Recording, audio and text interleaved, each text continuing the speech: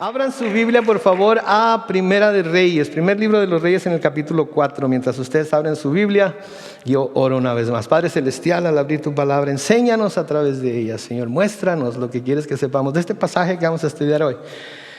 Y ayúdanos, Señor, a entenderlo como tú quieres que lo entendamos. Señor, para que haya gozo en nuestro corazón, para que haya seguridad en nuestro corazón, para que pase lo que pase a nuestro alrededor, sepamos que tú estás con nosotros y que nunca nos dejarás. En el nombre de Cristo Jesús. Amén.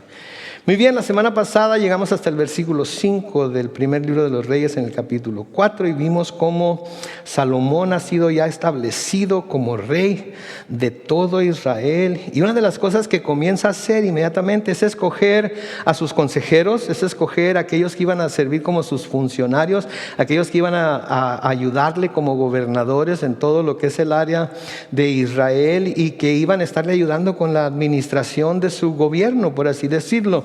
¿Verdad? Sabemos que el gobierno de Israel siempre fue una teocracia, así es que él quiere estar rodeado de personas que le puedan ayudar a entender lo que el Señor quiere. Aunque el Señor le ha dado grande sabiduría, él quiere tener consejeros a su alrededor, porque un hombre que verdaderamente es sabio sabe que para poder salir adelante, sabe que para poder hacer las cosas correctas necesita multitud de consejeros para que pueda escuchar los diferentes puntos de vista, para que pueda escuchar si acaso Dios va a hablar a través de uno de esos consejeros y para que pueda tomar las decisiones correctas, no basadas en los que él, y al hablar de hombre puedo decir el ser humano, ¿verdad? También las mujeres, si buscamos consejo es mejor porque vamos a tener los diferentes puntos de vista, diferente manera de ver las cosas y nos va a ayudar.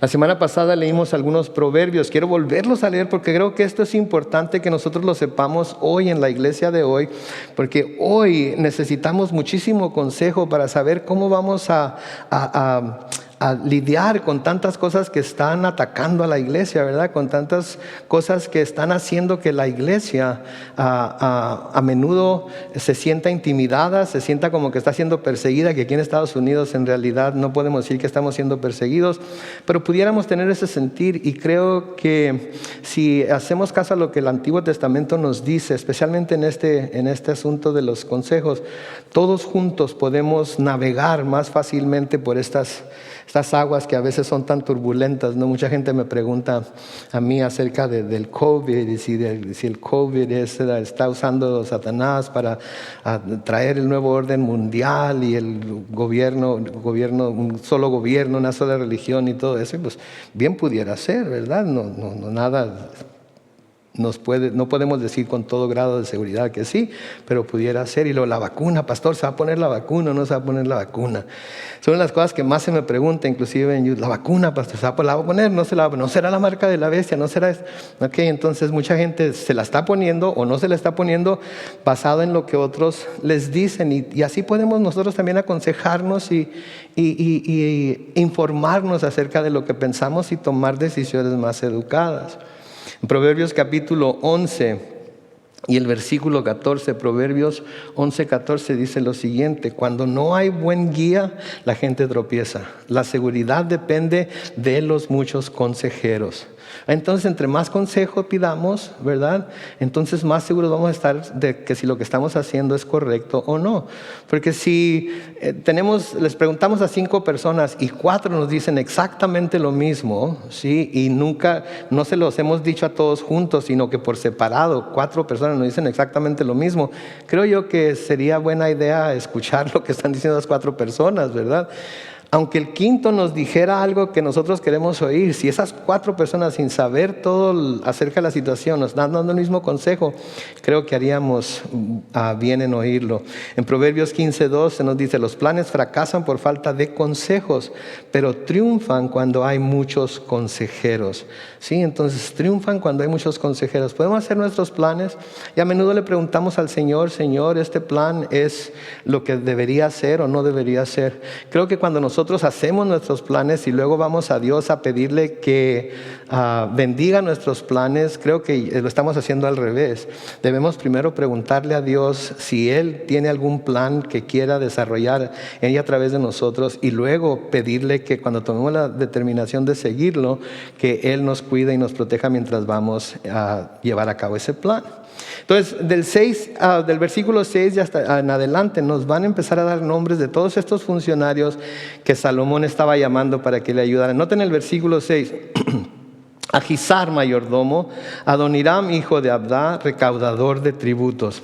Noten eso luego, recaudador de tributos.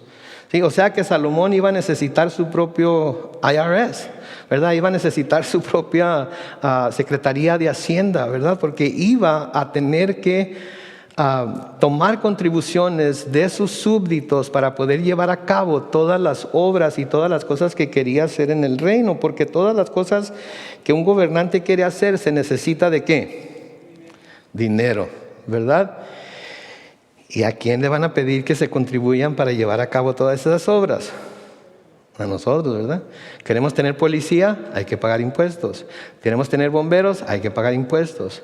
Queremos tener buenas calles, hay que pagar impuestos. Y así sucesivamente, ¿verdad? Entonces los impuestos no son necesariamente malos por sí solos, pero sí son malos cuando uno está contribuyendo para que nuestra vida sea mejor, nuestra ciudad sea mejor, nuestro estado sea mejor, etcétera, etcétera. Pero vemos que los políticos se están quedando con el dinero, ¿verdad? Entonces tenemos que tener mucho cuidado, pero podemos ver aquí que Salomón iba a necesitar su propio IRS. Ahora, ¿se acuerdan de cuando el pueblo le pidió rey a Samuel? ¿Se acuerdan que queremos ser como todos los demás pueblos y queremos tener rey que vaya delante de nosotros y que salga a pelear por nosotros, etcétera, etcétera? Pues ahora va a venir a cumplirse lo que el Señor les dijo en aquel tiempo que el rey iba a hacer. Y nunca va a dejar de asombrarme cómo todo lo que Dios advierte a su pueblo a través de su palabra termina pasándoles tal y como Dios les dijo que les iba a pasar. Les dijo, ¿verdad? Si me obedecen, entonces ustedes van a tener todo lo necesario, van a prosperar, las bendiciones mías los van a alcanzar. Pero si desobedecen, entonces yo voy a permitir que les sucedan ciertas cosas y no van a tener todas las bendiciones que podrían tener si me obedecen. ¿Y qué hacía el pueblo de Israel? Les desobedecía y luego Dios quitaba su mano protectora de ellos, sufrían y luego ¿qué hacían? Se arrepentían y se volvían a Dios y luego Él volvía a cuidarlos y luego volvían a pecar y luego etcétera, etcétera, etcétera. Y ¿saben qué? Pablo, y lo he dicho muchas veces, Pablo nos dice que todo lo que se escribió en el Antiguo Testamento debe servir de amonestación para nosotros. Si vemos que el Señor nos está diciendo algo a través de su palabra, Antiguo o Nuevo Testamento, y nos está diciendo cuáles van a ser las repercusiones de no hacer las cosas como Él dice, debemos de creer por lo que vemos en las Escrituras, que si no lo hacemos, las cosas que Él nos advierte que van a pasar, nos van a pasar. Nos van a pasar. Y no nos confundamos, no es porque Él lo cause, sino porque Él conoce la naturaleza humana del hombre y puede anticipar lo que va a pasar. Puede anticipar lo que va a pasar. Él nos conoce, Él sabe de qué pata cojeamos, a Él nadie le tiene que decir, Él sabe lo que somos y cómo somos. Entonces, recordando cuando el pueblo de Israel de nuevo le pidió rey a Samuel, sí, Samuel fue y le comunicó al Señor, ¿se acuerdan? Que estaban pidiendo rey y ¿qué le dijo el Señor? Samuel, dales rey y no te enojes con ellos porque no te están despreciando a ti, me están despreciando a mí. Y le dijo el Señor a Samuel, ve, diles lo que el rey va a hacer cuando tengan ese rey. Y no lo van a poner en la pantalla, pero si quieren leerlo o seguirlo conmigo, es primera de Samuel capítulo 8, los versículos 10 al 18. Samuel le fue y le comunicó al pueblo, ¿sí?, que pedía rey, todo el que el Señor le había dicho. Y le dijo así a grandes rasgos, les dijo que les iba a quitar a sus hijas, que les iba a quitar a sus hijos, los iba a poner como soldados en sus carros de guerra, a las hijas las iba a convertir en perfumistas, cocineras y panaderas. ¿Sí? ¿Por qué? Porque el rey iba a necesitar de todo este tipo de personas que le ayudaran en su casa, que le ayudaran en su gobierno. ¿Sí? Les dijo que les iba a quitar sus cosechas. Les dijo que les iba a quitar sus cosechas. En 1 Samuel 8:14, les quitará sus mejores tierras, sus viñedos y olivares. Todo eso se lo entregará a sus sirvientes. Les quitará también la 10ª parte de sus granos y de sus viñedos para pagarles a sus oficiales y a sus sirvientes. Les quitará a sus siervos y siervas y sus mejores jóvenes y sus asnos y bueyes para que trabajen para él. También les exigirá la 10ª parte de sus rebaños y ustedes pasarán a ser sus sirvientes. El día que ustedes elijan su rey, lo van a lamentar, pero el Señor no les responderá. El pueblo no le hizo caso a Samuel, sino que dijo: no será así. A como dé lugar, tendremos rey. Entonces, a pesar de que se les dijo, de todas maneras insistieron: danos un rey, danos un rey. Noten que les dice Samuel, les advierte, les va a quitar la 10ª parte de sus ganados, les va a quitar la 10ª parte de esto. O sea, le van a estar diezmando a él. Sí, ¿sabían que los judíos eran muy renegones con sus diezmos y con sus ofrendas al Señor? Es más, los enviaron, el Señor dejó que se los llevaran cautivos a Babilonia y a Siria. ¿Por qué? Porque no respetaban los sábados que el Señor les había mandado que la tierra debería descansar. ¿Sí? No permitieron en 490 años que la tierra descansara. Sí, y entonces el Señor le dice: ok, entonces pero su rey se los va a quitar, no se los va a pedir, se los va a quitar. Sí, entonces todo lo que les dijo el Señor que les iba a suceder si tenían rey, les sucedió. Ahora, se pensaría que después de eso iban a aprender y que la próxima vez que el Señor les dijera: si hacen esto, les va a pasar esto, le dijeran: pues entonces no lo hacemos, ¿verdad? Pero vemos la historia de los judíos y vemos que no fue así. Seguimos leyendo ahí en 1 Reyes 4, en los versículos 7 y siguientes. Dice: Salomón tenía 12 gobernadores en Israel, responsables, noten, de abastecerlo en todo lo que necesitaran él y su familia. Noten, 12 gobernadores que eran responsables de abastecer a Salomón todo lo que necesitaran él y su familia. Sí, y vamos a ver más adelante que tenía una familia bastante extensa, ¿verdad? Por todas las mujeres con las que se casó, todas las concubinas que tenía, los hijos que tuvo por ellas, a través de ellas, ¿verdad? Etcétera, etcétera. Versículo 8 dice: estos son sus nombres: Ben-Hur, en el monte de Efraín; Ben-Decar en Macás; Sagalbín, Bet-Semes, Elón, Bet-Hanán. Todos estos nombres no van a escuchar ni una sola vez, o más, casi ni una vez, los nombres de las tribus de Israel. Presten atención en eso. Versículo 10: Ben-Gesed en Arubot, y también gobernaba Socó y toda la tierra de Jefer. Ben-Abinadab, que se había casado con Tafat, la hija de Salomón, en todos los territorios de Dor. Noten, también aquí ya para este entonces Salomón ya tenía familia, ya tenía hijas, ya se habían casado, ¿verdad? Versículo 12: Baná, hijo de Ahilub, en Tanac, Megiddo y en toda Bet-Seán, que está cerca de Zaretán, más abajo de Jezreel, desde Bet-Seán hasta Abel-Meolá y hasta el otro lado de Jocmeán. Ben-Geber en Ramot de Galaad, pero también gobernaba las ciudades de Yair, hijo de Manasés. Ahí está una de las menciones de una de las tribus, las cuales estaban en Galaad. La provincia de Argob, que estaba en Basán, 60 grandes ciudades amuralladas y con cerraduras de bronce. Entonces, Israel era bastante grande, tenía bastante terreno. Salomón estaba gobernando sobre bastante terreno y estaba gobernando sobre una nación que, como vamos a ver, era muy próspera y fuerte. ¿Sí? Tan fuerte en ese tiempo que todos sus enemigos estaban en paz con él, porque eso era lo que el Señor les había prometido, que si guardaban sus mandamientos, si caminaban en sus caminos, iba a poner el temor de ellos en el corazón de sus enemigos, y por poderosos que fueran, no iban a buscar atacarlos. ¿Sí? Y eso es algo que nosotros también tenemos que tener en consideración, que si andamos conforme a los estatutos, las leyes, los mandamientos de Dios y buscamos complacerle en todo, Él va a poner nuestro temor en nuestros enemigos, y nuestros enemigos van a tener temor tocarnos, hacernos la guerra, y cuando lo hagan vamos a estar confiados de que el Señor va a estar con nosotros. Versículo 14 dice: Ahinadab, hijo de Ido, en Mahanaín; Ahimás, que se casó con Basemat, otra hija de Salomón, en Neftalí, otra mención de una de las tribus; Baná, hijo de José, en Aser y en Alot; Josafat, hijo de Paruach, en Isaacar; Simei, hijo de Elá, en Benjamín, otra de las tribus de Israel; Geber, hijo de Uri, en la tierra de Galaad, en la tierra de Sihón, rey de los amorreos, y de Og, rey de Basán. Este era el único gobernador en aquella tierra. Noten, entonces no vemos la división de Israel como era la división cuando Josué los guió a la tierra prometida y dividió la tierra. Era completamente diferente, era una nueva manera de dividir la tierra. Se esperaría que, como en el pasado, los gobernadores estuvieran sobre las 12 tribus de Israel conforme al territorio de cada tribu. Eso era lo que habían hecho hasta entonces, ¿sí? Y toda la tribu se identificaba con toda la tribu y estaban todos unidos unos con otros. Pero aquí como que Salomón rompe con eso y hace algo diferente y divide el territorio en secciones que pueden incluir parte de 2 o hasta 3 tribus en cada sección. Ahora, esto puede ser muy sabio, ¿verdad?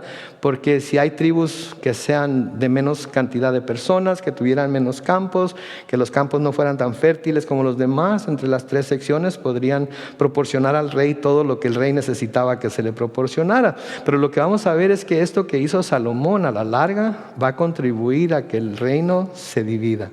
A que el reino se divida en el reino del norte y el reino del sur. Ahora, algo que vamos a descubrir es que la tribu de Judá no se encontraba en ninguno de estos territorios. Estaba completamente separada, por lo que podemos deducir que al parecer ellos, la tribu a la que pertenecía Salomón, no eran tributarios. No se les estaba pidiendo que contribuyeran para la manutención del rey, porque eran la tribu de Salomón. Era la tribu de Judá, de donde él había salido. Y luego noten lo que dice el versículo 20. Y aquí es muy revelador esto, porque noten lo que dice: la población de Judá e Israel era tan numerosa como la arena del mar, y todos se alegraban cuando se reunían a comer y beber. ¿Notan lo que dice ahí? Debería de decir la población de Israel, porque era toda la nación, ¿verdad? Pero se hace una distinción entre la población de Judá e Israel. Se hace una separación ya. Se está viendo como algo separado, uno del otro. Y cuando alguien se empieza a ver separado lo uno del otro, empiezan a levantarse barreras, empiezan a levantarse sentimientos de que, en este caso, Judá, que era la tribu del rey, sí, estaba teniendo privilegios que las otras 11 tribus no estaban teniendo, pero vamos a ver esto más adelante. Pero noten, la población de Israel era tan numerosa, y aquí estoy incluyendo a Judá e Israel, era tan numerosa como la arena del mar, y todos se alegraban cuando se reunían a comer y beber. 2 cosas aquí. Una, que la población del pueblo escogido de Dios era tan numerosa como la arena del mar. ¿Ustedes creen que la arena del mar se puede contar?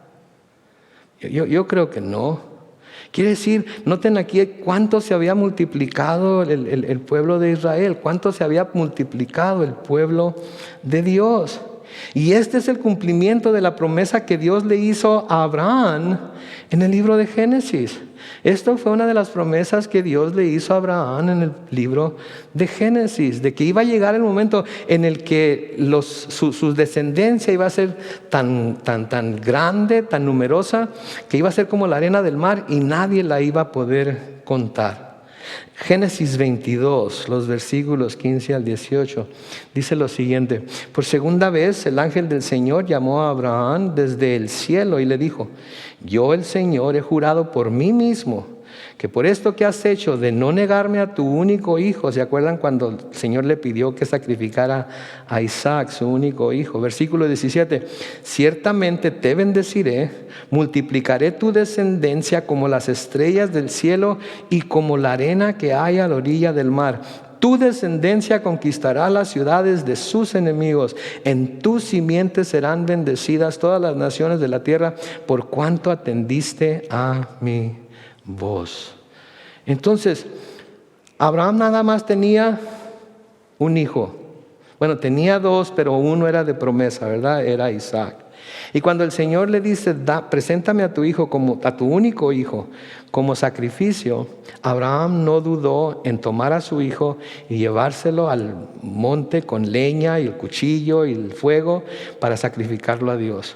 Pero cuando Dios vio que Abraham estaba dispuesto inclusive a entregarle como sacrificio a su único hijo, ¿qué fue lo que hizo el Señor?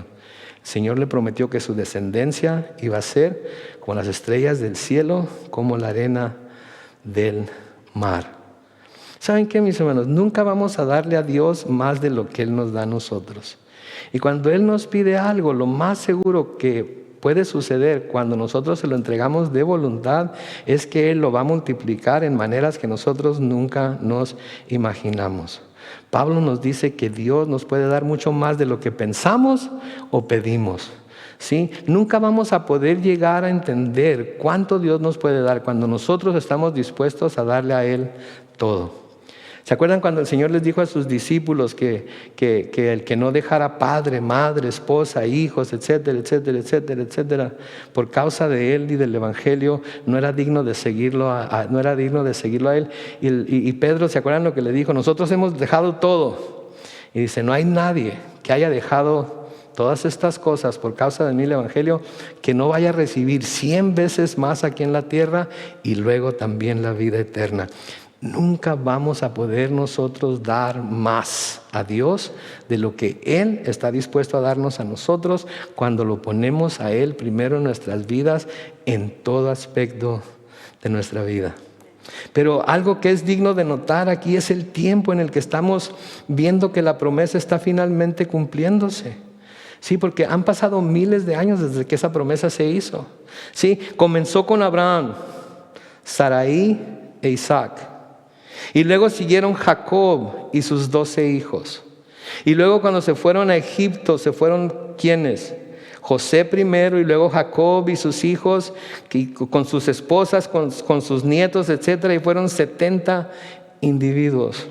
Y después de 400 años en Egipto se multiplicó tanto el pueblo de los hijos de Abraham, Isaac y Jacob, que salieron millones de Egipto, ¿sí?, rumbo a la tierra prometida. Entonces noten cómo Dios fue cumpliendo su promesa, pero no fue así de ¡zas!, todo de un jalón. Obviamente no se podía porque tenían que tener hijos y todo eso, ¿verdad? Pero noten que a veces el Señor no cumple sus promesas así todas de un jalón. A veces lo hace de poco a poquito, un poquito aquí, un poquito allá, ¿sí?, dándonos de poco en poco lo que estamos pidiendo, lo que queremos, lo que le decimos que estamos necesitando. Porque si nos lo diera todo de un jalón, tengo el presentimiento, al menos yo personalmente, no sabría qué hacer. No sabría qué hacer. Entonces nos da a su debido tiempo. Me recuerda cuando mis hijos estaban bebidos y se les empezamos a dar comida sólida, ¿verdad?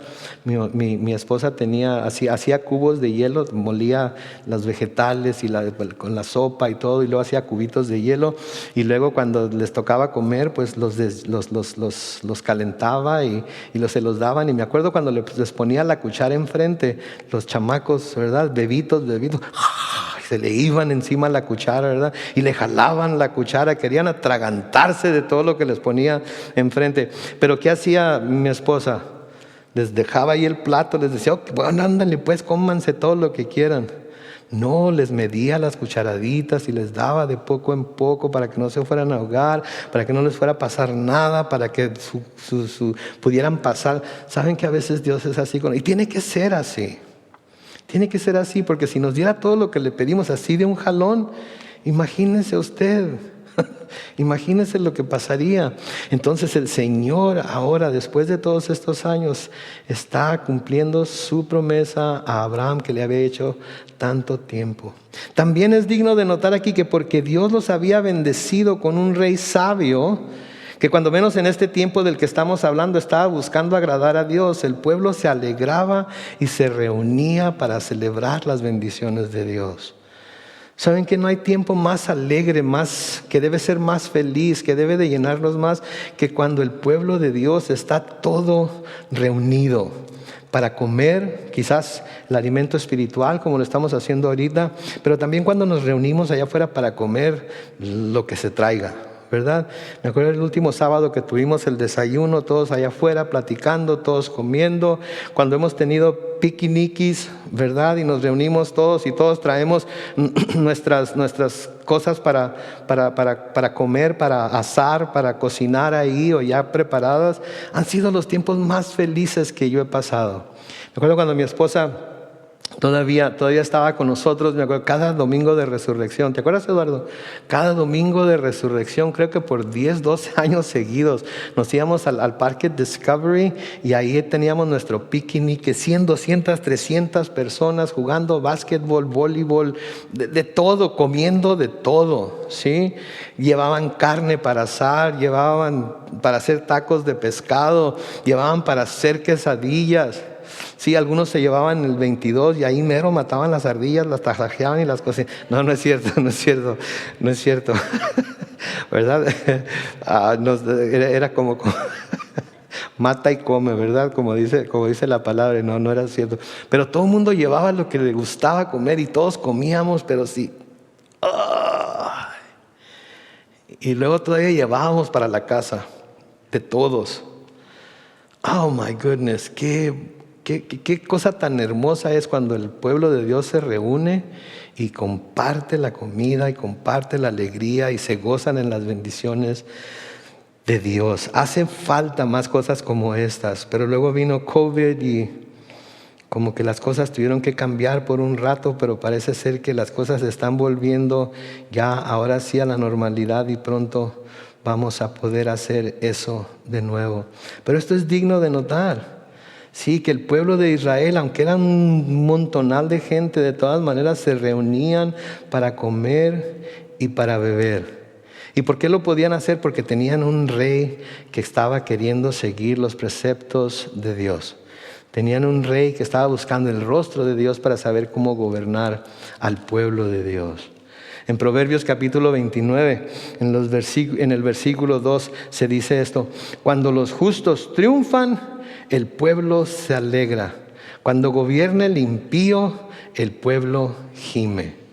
Cuando los justos triunfan, el pueblo se alegra. Cuando gobierna el impío, el pueblo gime.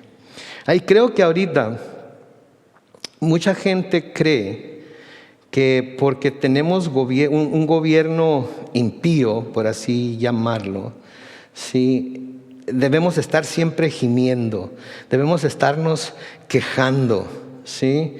Porque no estamos siendo gobernados por los justos. Pero les puedo decir algo, hace mucho tiempo, muchísimo tiempo, que no estamos siendo gobernados por los justos en cuanto al gobierno terrenal se refiere, ¿ok? Hace mucho tiempo. Pero la administración, no, tampoco la administración pasada. Pero hace 2 años, no, tampoco.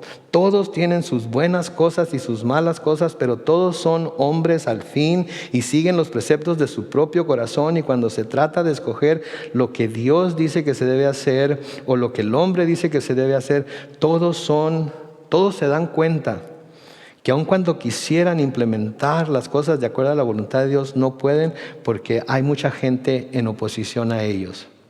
Y terminan haciendo lo que el hombre quiere que se haga. ¿Por qué? Porque no somos una teocracia. No somos una teocracia. Pero acuérdense, no le hace de qué país seamos ciudadanos nosotros terrenalmente hablando. Los que somos cristianos somos ciudadanos ¿de dónde? Somos ciudadanos del cielo.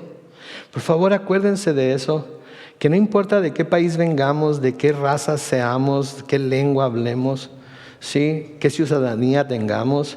En realidad, los que somos cristianos debemos de vernos como ciudadanos del cielo. Y como ciudadanos del cielo, el que nos gobierna y en quien hemos puesto nuestra confianza para esta vida y la venidera, ¿quién es? Es Jesús. Sí, hemos puesto nuestra confianza en Jesús. Él es nuestro Rey. Él es nuestro jefe. A Él es al que le respondemos y a Él es al que obedecemos y en quien hemos puesto nuestra confianza. Entonces, como sus siervos, debemos estar siempre gozosos a pesar de lo que está pasando a nuestro alrededor. Porque nuestro Rey sí es un Rey justo y Él está sobre su trono. ¿Cuántos creen que Jesús está sobre su trono ahorita? ¿Sí? Entonces, si Él está sobre su trono, si Él está gobernando, nosotros como cristianos debemos de ser un grupo de personas que siempre estamos llenos de gozo, independientemente de lo que está pasando a nuestro alrededor. ¿Sí?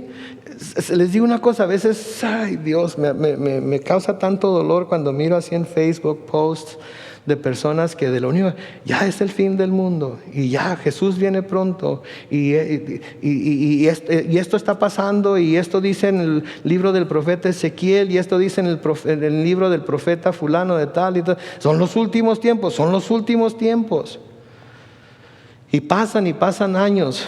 Y el Señor no viene y saben qué hacen los incrédulos.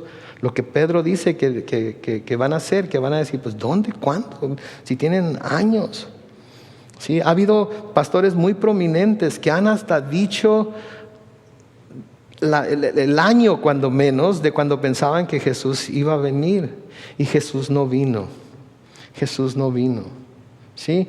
Y entonces lo que pasa cuando nos ponemos a ver todo lo malo, cuando nos ponemos a escuchar a todas esas personas, lo que pasa es que tenemos la tendencia a encerrarnos en esa idea de que Jesús va a venir pronto, así es que, hay que cuidarnos, ¿sí? Y de no llevar a cabo la obra que el Señor nos ha dejado a nosotros que hagamos. Ahora déjenme preguntar una cosa. ¿Sí? Y nada más tienen que decir amén. ¿Cuántos creen que Jesús viene pronto? Ok, ¿sí lo creen o no lo creen?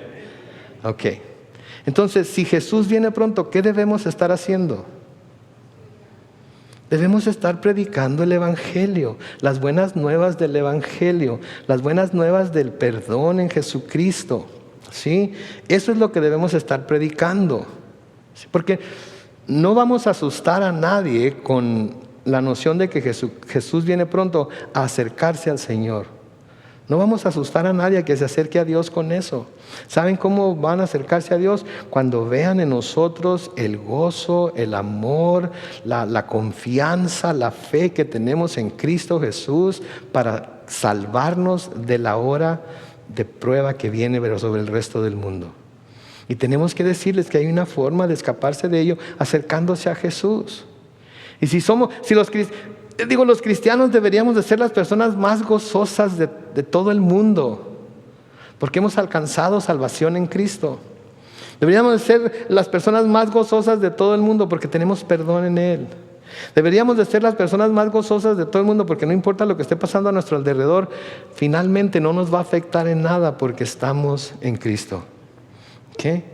La palabra de Dios nos llama a estar llenos de gozo como creyentes en el Señor.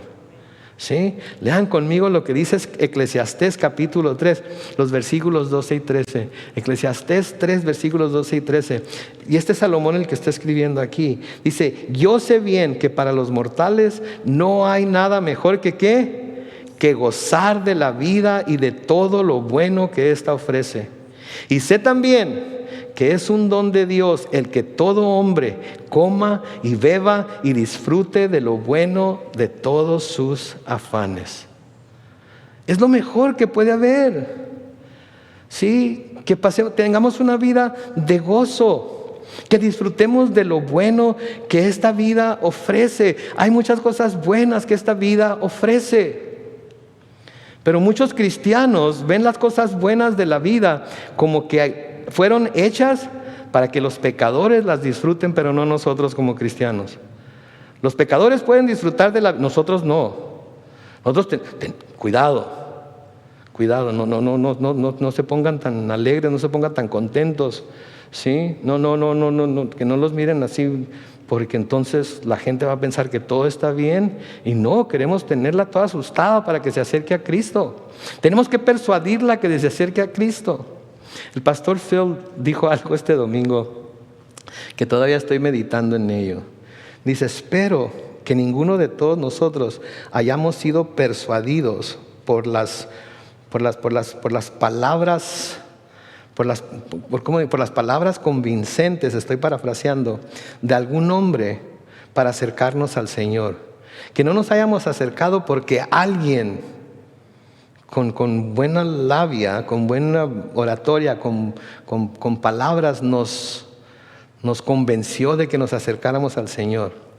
Porque si eso fue lo que nos convenció de acercarnos al Señor, alguien más inteligente que esa persona con mejores palabras nos puede persuadir a apartarnos de Él también. Y es cierto, mis hermanos. Espero que el que lo haya convencido a usted de acercarse al Señor haya sido la voz del Espíritu Santo hablando a su corazón, dejándole saber que necesitaba acercarse a Él. Y si ese es el caso, entonces debería de ser, juntamente con todos los demás cristianos, de las personas que más se gozan en esta vida. Sí, porque la vida tiene muchas cosas buenas para nosotros. Sí, y tenemos que buscar vivir y disfrutar de esas cosas buenas que Dios ha hecho para que las disfrutemos. Sí, y no estar como los cristianos amargados todo el tiempo, que no se divierten, que la pasan encerrados, que no oyen música porque es del diablo, no ven esto, no ven aquello, no disfrutan de esto o no comen de esto, de lo porque es del diablo. No, todo es de Dios, toda la tierra es de Dios, todo lo que hay en ella es de Dios. Y nos lo ha dado a nosotros para que lo disfrutemos con gratitud en nuestro corazón. Entonces, cristianos, no tengan temor de vivir bien, de vivir con gozo, de vivir con alegría. De toda la gente, de todo el mundo, nosotros somos los que más tenemos por qué gozarnos, por qué alegrarnos, porque nosotros conocemos el futuro. Si Pablo, cuando les escribe a los tesalonicenses están sufriendo, están siendo perseguidos y están preguntando que ¿cuándo vendrá el Señor? ¿Cuándo vendrá el Señor? ¿Cuándo vendrá el Señor? Muchos de ellos habían dejado de trabajar, muchos de ellos por lo que dice Pablo, parece ser que se habían subido a un cerro, se habían sentado en el cerro a esperar que el Señor viniera por ellos. Y Pablo les dice, no, tienen que trabajar, y el que no trabaje, ¿qué dice? Que no coma. Sí, así es que, levántense, pónganse activos. Sí, y hay un versículo en Primera de Tesalonicenses 5:16, muy corto, pero muy claro, que dice, estén siempre gozosos. Estén siempre gozosos. ¿Sí? Sí, la vida trae golpes duros a veces. Sí, la vida trae muchas dificultades a veces. Sí, a veces somos atacados de todos lados, y no es tanto lo duro, sino lo tupido. Sí, es cierto. Pero estamos en Cristo y nuestro futuro está asegurado. Por lo tanto, debemos de vivir con gozo en nuestros corazones. Saben que cuando estaba preparando este estudio y llegué a esta parte, ¿saben de qué me acordé? Me acordé de Nehemías. ¿Se acuerdan de Nehemías? El libro de Nehemías. ¿Se acuerdan de lo que se trata? Nehemías está con el rey no lo puedo pronunciar, Artaxerxes, algo así. Y le llega noticia del estado en el que se encuentra Jerusalén. Y dicen, la ciudad está destruida, los muros están caídos, las puertas están quemadas. Y él se pone bien triste, y entonces le pide a Dios, Señor, ayúdame, porque voy a ir a pedirle permiso al rey para ir a ver qué puedo hacer allá en Jerusalén. Así es que estoy parafraseando otra vez, dame favor delante del rey. Y el Señor lo hace, y a Nehemías va con el rey, y el rey finalmente le da permiso de que vaya a Jerusalén, y no solamente le da permiso, sino que le da cartas para que nadie lo moleste, etcétera, etcétera. Llega a Jerusalén y ve la destrucción, y se ve, está difícil la cosa, bien difícil. Pero llama a todo el pueblo a empezar a reconstruir el muro, ¿sí? Llama a todo el pueblo a empezar a reconstruir el muro de Jerusalén. Y luego, de repente, salen dos cucarachas. ¿Se acuerdan cómo se llamaban? Tobías y Sanballat. ¿Ok? enemigos de Israel. Y van con los asirios y les dicen: hey, ¿qué onda? ¿A poco los vamos a dejar que construyan vamos a dejar a los judíos que vuelvan a construir el muro, y vamos a dejarlos que vuelvan a tener sacrificios para su Dios? Y se empiezan a reír de los judíos. Estos judíos creen que van a hacer algo con esos escombros del muro, ¿verdad? En cuanto se suba una zorra sobre el muro, se va a volver a derrumbar. Y se reían de ellos, ¿sí? Pero luego llega un día en el que reúnen a todo el pueblo para leerles el libro de la ley, para leerles la ley de Moisés, ¿sí? Y todo el pueblo se reúne. Y Esdras, el escriba, se para sobre una, así como está aquí, se para de madera, y todos los judíos están ahí. Están hombres, mujeres, niños, todos están ahí, y estaban todos atentos, escuchando la palabra de Dios ser leída, ¿sí? Y en Nehemías capítulo 8, los versículos 8 al 10, dice lo siguiente: y es que la lectura de la ley se hacía con mucha claridad, y se recalcaba todo el sentido, de modo que el pueblo pudiera entender lo que escuchaba. Versículo 9 dice: como todo el pueblo lloraba al escuchar la palabra de la ley, el gobernador de Nehemías, el sacerdote y escriba Esdras y los levitas que explicaban al pueblo el sentido de la ley dijeron: este día está consagrado al Señor nuestro Dios. No hay razón para que lloren y se pongan tristes. Versículo 10 dice: y también dijeron: vayan y coman bien y tomen un buen vino, pero compartan todo con los que nada tienen. Este día está consagrado a nuestro Señor, así que no estén tristes. El gozo del Señor es nuestra fuerza. Ok. Nótenlo.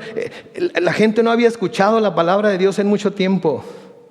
Estaba sedienta de la palabra de Dios. Y dice que se quedaron desde la mañana hasta la noche y nadie se movió de su lugar, ¿sí? Porque tenían hambre de la palabra de Dios. Y estaban dispuestos a estar ahí de pie con sus hijos y con sus hijas todo el tiempo que fuera necesario para escuchar la palabra. Y cuando escuchaban la palabra, a veces me imagino cuando llegaban a lugares difíciles o cuando hablaba acerca del pecado y de cómo el pueblo le había fallado a Dios, se ponían a llorar.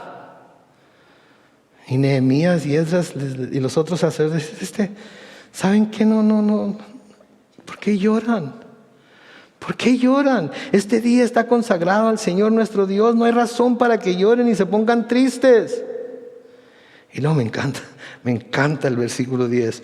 Vayan y coman bien y tomen un buen vino. Y no me venga a preguntar si este era vino fermentado o no era vino fermentado, si tenía alcohol, si no. No me venga a preguntar eso, porque no viene al caso.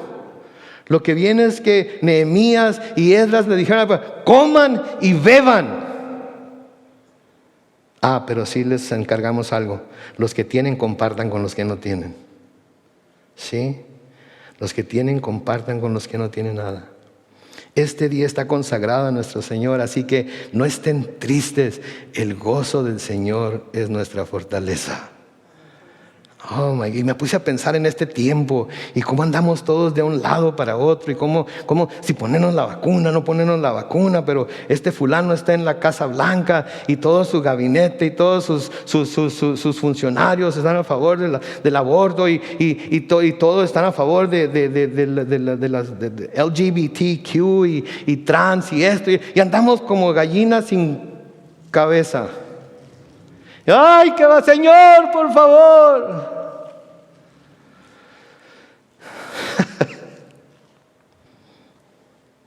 Pero ¿saben qué? Quizás esa sea la situación en la que nos encontramos ahorita, y quizás sea muy parecida a la que se encontraba el pueblo de Israel en el tiempo de Nehemías. La ciudad ha sido destruida, los muros han sido derribados, las puertas han sido quemadas. Pero ¿saben qué? A pesar de lo que nuestros enemigos han querido hacer para desanimarnos, todavía tenemos la palabra de Dios delante de nosotros. Todavía la podemos abrir, Todavía podemos congregarnos cuantas veces queramos en este lugar, los domingos, los martes, los jueves, los sábados. Podemos congregarnos en servicios presenciales y podemos congregarnos en servicios virtuales. Podemos escuchar la palabra de Dios predicada y podemos cantarle cantos de adoración y alabanza al Señor todos juntos, y reunirnos y tomar café y comer pan y hacer desayunos y hacer cenas y hacer potlucks y hacer todo lo que el Señor nos ha dado para hacer, para tener una vida gozosa con nuestros hermanos y hermanas. Y sobre todo debemos de buscar estar delante de nuestros sacerdotes y de nuestros escribas y de nuestros dirigentes, escuchando la palabra todos juntos y diciendo amén a todas las verdades que se nos presentan en ella acerca de nuestro Dios. ¿Sí? Porque así conforme vamos estudiando la palabra gradualmente, así gradualmente vamos conociendo mejor a Dios, vamos poniendo más de nuestra confianza en Él y vamos también dejando que su Espíritu Santo nos hable y nos calme cuando estamos así acelerados, que no sabemos qué va a pasar, no sabemos qué sigue, etcétera, etcétera. Y el Señor tiene la habilidad para calmarnos y para decirnos: coman, beban, compartan con los que no tienen. No se estén preocupando tanto por todo lo que va a pasar, porque el gozo del Señor es nuestra fuerza. Y pase lo que pase, nos gozamos en Él. Y va a llegar el día en el que Cristo va a volver por su iglesia. Y nos vamos a ir todos con Él al cielo. ¿Sí? Entre tanto, hay que ocuparnos en lo que debemos estar ocupados, predicando el evangelio a toda criatura, a todo el que quiera oír. No tratando de convencerlos, nada más diciéndoles la verdad que sabemos que tenemos en su palabra acerca del perdón de pecados en Cristo Jesús. Y de que sus pecados, por horrendos que sean como los nuestros, pueden ser perdonados también. Y va a llegar el día en el que el Señor va a venir. No solamente va a venir y nos va a llevar al cielo y vamos a estar con Él durante 7 años, sino que un día vamos a volver con Él y vamos a reinar juntamente con Él aquí en la tierra. Sí, el profeta Jeremías dice en Jeremías 23:5: vienen días en que haré que un descendiente de David surja como rey, y será un rey justo que practicará la justicia y el derecho. ¿En dónde? En la tierra.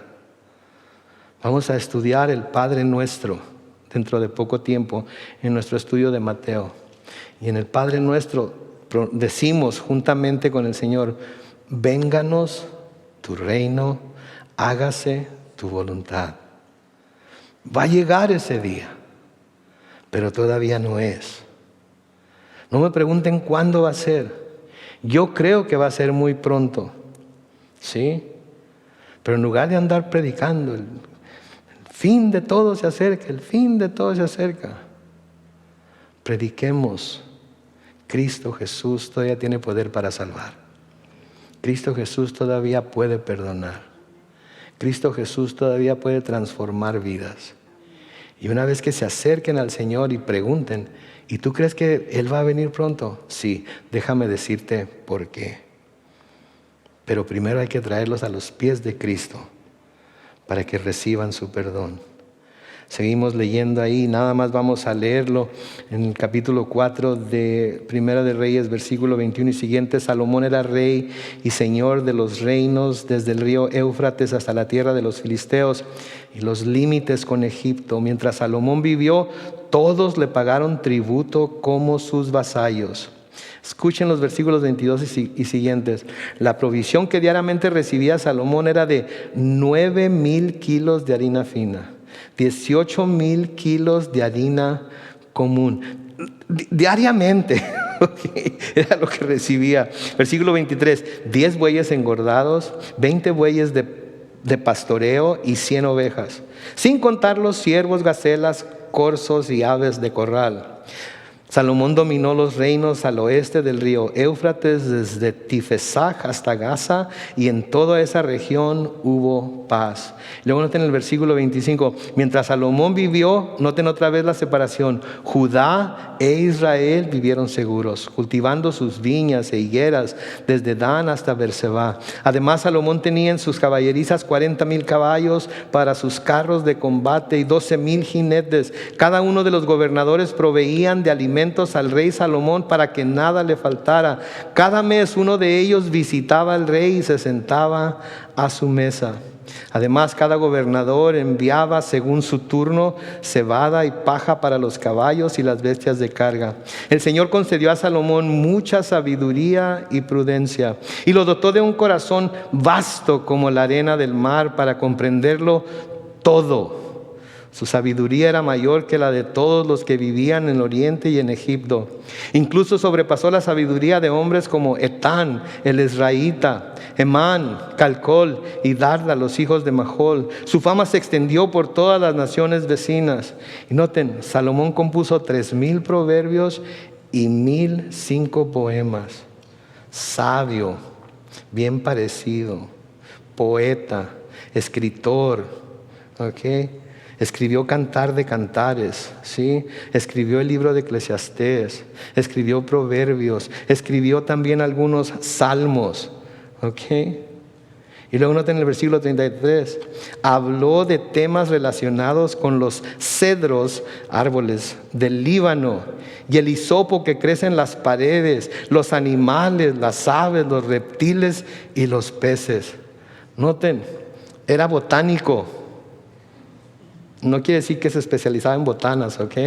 Quiere decir que conocía de botánica, conocía de las plantas medicinales. Toda esta sabiduría le fue dada por Dios, ¿sí? Era zoólogo, sabía zoología, comprendía y sabía cosas acerca de animales, ¿sí? Era avicultor, conocía de avicultura, o sea, de aves y todo lo demás. Escuchen esta. Conocía de herpetología. ¿Saben lo que es herpetología? Es el estudio de los reptiles y anfibios. ¿Ok? Y luego también conocía ictiología. ¿Saben qué es ictiología? El estudio de los peces, de todo tipo de pez.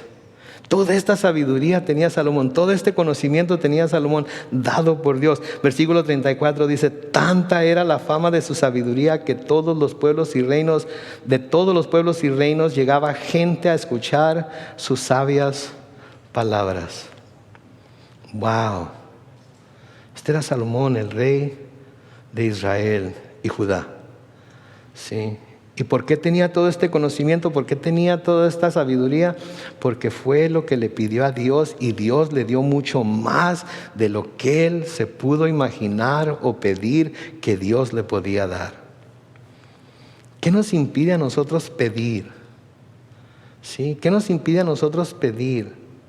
Las cosas que nos van a llevar a ser más sensibles a la dirección del Espíritu. No las cosas que a veces pedimos, porque a veces, como dice Santiago, pedimos y pedimos mal, porque pedimos ¿para qué? Para nosotros mismos. Pero ¿por qué no pedir las cosas que nos van a llevar a poder impartir sabiduría a los demás, ser bendición para los demás y sobre todo ser bendición para Dios? Y pedir sin miedo, pedir sin temor. ¿Ok? ¿Cuántos quisieran ser herpetólogos? Yo no, porque les tengo miedo a las víboras, pero quizás haya alguien. ¿Qué es lo que quieren ser? ¿Qué es lo que quieren ser que va a traer gloria a Dios, que va a ayudarles a llevar el conocimiento y el temor de Dios a la gente que está tan necesitada? ¿Qué es? Sí, no tengamos temor de pedirle a Dios, porque si le pedimos correctamente, si pedimos de acuerdo a su voluntad, Él nos da las cosas que le hayamos pedido. Y si lo que le estamos pidiendo es para su servicio, si lo que le estamos pidiendo es para su gloria, Él no va a dudar en dárnoslo. ¿Ustedes creen que Dios no sabía todo lo que Salomón iba a hacer después, al tener tantas concubinas, tener tantas mujeres, hacer todo lo que hizo con él? Claro que sabía, pero Salomón pidió con fe. Quiero un corazón entendido, quiero sabiduría, Quiero que me des el conocimiento para poder gobernar sobre este pueblo. Ok. Entonces que nuestra oración sea: Señor, quiero que me des un corazón sensible a tu espíritu. Quiero que me des sabiduría para poder compartir el evangelio con toda persona, desde la más educada hasta la menos educada, desde el más anciano hasta el más pequeño. Quiero que me des la habilidad de poder explicar por qué he puesto toda mi confianza y mi fe en ti, de tal manera que se pueda entender. Que lo acepten o no lo acepten no es lo que me interesa. Lo que me interesa es que lo pueda comunicar con claridad, ¿sí? Para tu honra, para tu gloria, para tu alabanza. Y si lo pedimos, el Señor estará dispuesto a dárnoslo. Pero pidamos con fe. Amén. Vamos a orar. Padre Celestial, te damos tantas gracias, Señor, por tu palabra en esta noche. Te damos gracias, Señor, por este pasaje de la Escritura. Te damos gracias, oh Dios, por recordarnos que así como el pueblo de Israel se gozaba en reunirse y en comer y beber juntos y Señor, vivir delante de ti y rendirse delante de ti, así nosotros también somos llamados a alegrarnos en ti, Señor, a disfrutar de todo lo bueno que tiene esta vida mientras todavía se dice hoy. Ayúdanos, Señor, a estar siempre gozosos. Sí, Dios, pasamos por tiempos tan difíciles a veces y a veces los golpes que recibimos en esta vida son tan duros, Señor, que sentimos que nada nos va a poder levantar después de esos golpes.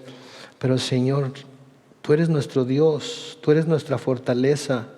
Tú eres el que levantas nuestra cabeza, tú eres nuestro escudo, tú eres el que nos protege, en ti estamos seguros, Señor.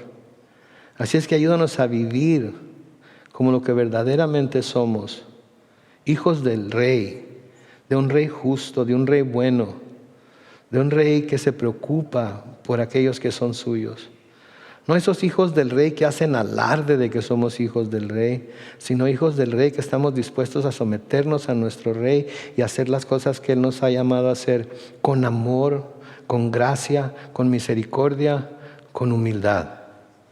Ayúdanos, Señor, a humillarnos delante de tu mano poderosa, sabiendo que cuando llegue el momento en el que se tenga que hacer, tú nos vas a exaltar. A poder servirte, Señor, con todo nuestro corazón, con toda nuestra alma, con todas nuestras fuerzas, siempre, en todo lo que nos llames a hacer. Señor, nos encomendamos a ti en esta noche. Y te damos gracias y te damos honra, gloria y alabanza. Y lo hacemos todo en el nombre de Cristo Jesús. Y todos los hijos de Dios dicen: amén. Dios les bendiga, tengan una gran semana en el Señor y no se les olvide, próximo jueves, hermanas, y próximo domingo a toda la congregación para que estén con nosotros en nuestro servicio dominical. Bye bye, Dios les bendiga.